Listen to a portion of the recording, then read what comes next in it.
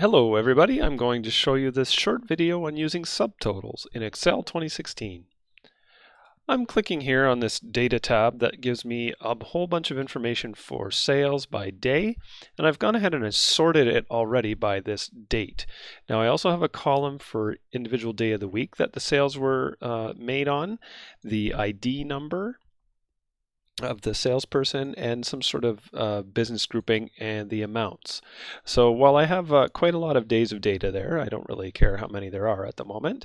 I am going to, well, first thing that I have to do about using the subtotals. First of all, the thing we want to do is make sure that if we had inserted a table, I can insert a table and that automatically detects the range of data, and it does have headers, which is this this row of column headers. So hit OK, and that gives me this nice little banding effect, but it also has the sort and filter features. So if you were looking for the sort and filter numbers, or sorry, the sort and filter columns from Excel or features, then that is one way to get both of them. And you can see that I could filter on specific days, but I'm going to go ahead and cancel that. Because I'm going to use the subtotal feature in the outlining total here. So subgroup, you see that subtotal is a way to quickly get totals for groups of data. So I want to see the total values for sales or the total amount sold for a single day in June. Well, I can't do that while this is a table. So now I'm going to have to undo what I just did. And the best way to do that is to right click and I choose the table menu and I say convert to range. So that just takes it away from being a table and makes it a normal range, so I'll say yes. But it does leave the columns in a nice colored format, so that's nice. So the thing is, my data is already sorted in ascending order, and that's great. So now all I have to do is go on the Data tab, and way at the far end on the Outline group, I can just click Subtotal. And as soon as I hit Subtotal, it brings up this little box, so I can make a subtotal at each change in the column called sales date.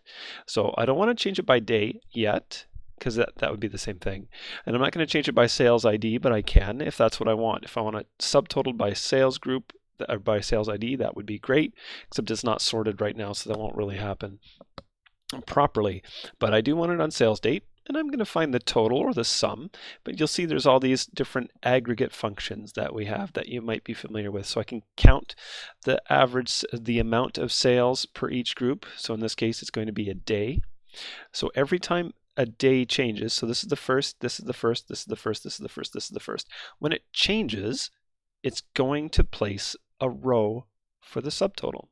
So that'll be the sum, and we want the amount values to be subtotaled for us. So that's exactly what we want. If there's already a subtotal here, this will replace it. I can make a page break between groups if I was printing it, but I'm not going to. And then we have the summary below the data. So I can hit OK. And it does all the work for us. This is actually a feature I've never used before and always been wondering how it will work. But now I have, for the first day of June last year, we had a total sales of $1,081.63.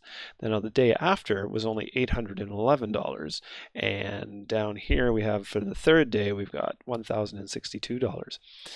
I've got my outlines groups 1, 2, and 3.